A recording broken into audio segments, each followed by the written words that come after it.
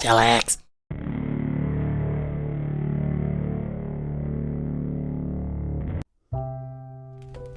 Genshin Impact. Praise put your hands up in the air! The court says that you are...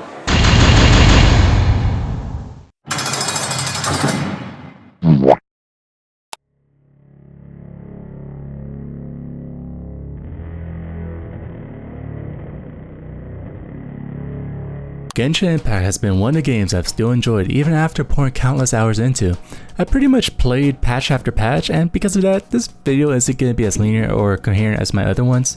Besides, it's gonna be boring as shit if I just went through each and every detail of the game that I don't really care about, like, hey guys, welcome to Mondstadt. This is the first niche you get to experience when you start the game. And I guess the buildings are cool. Oh cool, there's like a chilly mountain here. I wonder what's at the top. Wow, there's like an arena here. Ain't that crazy, guys? Oh my goodness gracious. Did you guys know that this nation is based on Germany? You know, the Germans and stuff. They made you know, beer. Oktoberfest. The medic from TF2. And World War II? instead, this whole video is just gonna be a tangent after tangent talking about the things I like and dislike about the game. And if you don't really want to watch that, well... Why don't you talk to Big Shot Jeffrey Epstein, punk?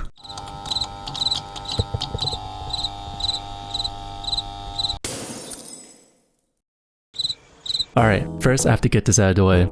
Yes, this game does have an infamous reputation around the internet. Either you know it as A. A Breath of the Wild knockoff, B. A sludge dump of toxicity, C. A pedophile's paradise, or D. All of the above. D?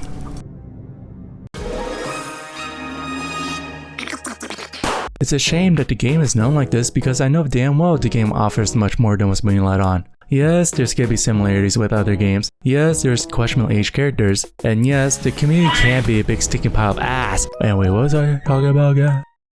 Oh yeah, but through all of that, there's fun to be had. Like for example, the lore in this game is a masterpiece. And the story in the game is yeah, it's kind of varies on how good it is. So, you start off the game as this guy, or girl, and you try to find your sister after you guys got your asses beat by this chick. You try to find her by going through all the different nations to find her whereabouts, all with your trusty and friendly companion Paimon. Bing bong! Oh my god. Alright, let me talk about this. For some godforsaken reason, Asian people love their silent protagonists, and what essentially happens here is that Paimon ate the talking stick and does all the yapping for you. You do get some options to talk. Wait, did you hear that? Oh, you didn't hear anything? Yeah, cause your character says jack shit. Now, I don't usually mind this, but for the love of God, does Paimon get more and more and more high-pitched later on in the game. Yeah, Paimon really owes you for that. Otherwise, Paimon likely would have drowned. So Paimon will do her best to be a great guide.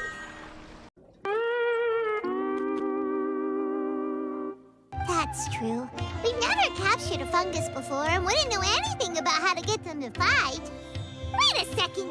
You don't look like a staff member. What are you lecturing us for? Who are you anyway? Now, is this necessarily a problem with the character? Hell no! In fact, I find Paimon to be a decently written character. From how she continues to be a great companion to the traveler, and more of a mystery as the story unfolds. It's mostly a problem with the damn consistency in the writing department. There have been countless times where I'm just starting the game, and the game thinks it's funny to throw paragraph after paragraph after paragraph at my face. Now don't get me wrong, I do like reading, but the most of it just looks like someone had to reach the word count.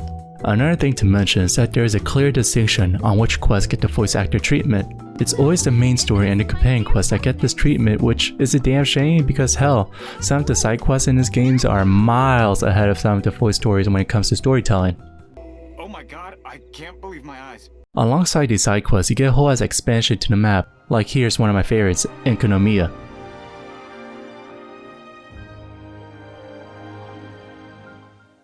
I just like how desolate and empty it could be, and I just love wondering, what the hell happened to this place, man? The whole area really gives off the vibes that you are the only living person here, and I live for that kind of shit in games. And come on, the music though?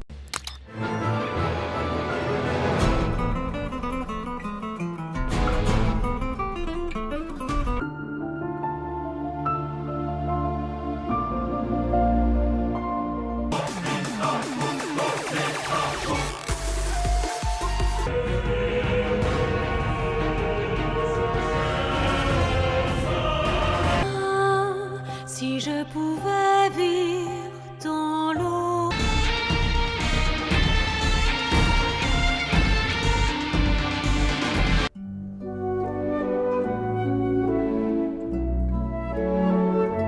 Not only does each region, side region, minigame, event, and character have their own music associated with them, but they never miss. Go! Hey, you butterfly, you too buzzing by.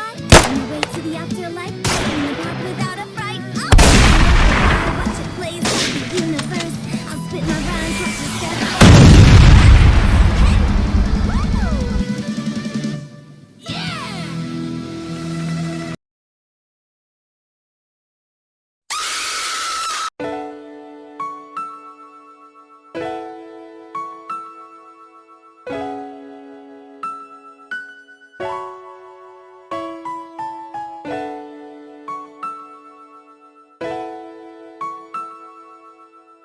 Man, it's moments like these that really make me appreciate the beauty of the game. Too bad I'm stuck in here. The art department in the game has always been top notch when it comes to visualizing the game. The landscape is honestly beautiful, the character animations are great, and what's really important to me is how the total feel of each nation is. Because if I'm gonna be stuck in a different nation for roughly a year, at the very least it needs to feel new and have its own identity, which I think they've done real nicely so far. But by far the nation that has the best setting is Inazuma. Not because I'm a weeb. Maybe. But because the vibe of it is totally unique in comparison to the other nations. I feel like the other nations in the game typically end up having a more peaceful tone, with a few exceptions. And Inazuma really did feel like the first nation where it's fighting against the player. Not only were there bigger enemies to fight, tougher bosses, and I don't know, the Archon was a literal dictator. Oh sweet, a new update. I wonder what new character they added.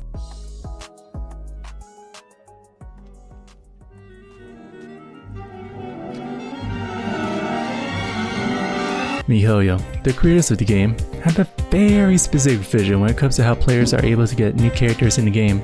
That vision is dog water. If you want a cool new hip character from the banner, well guess what? You gotta be grinding that shit harder than Oh, I got a good joke for this. You gotta grind that shit harder than that one time Hatsune Miku was grinding on rails.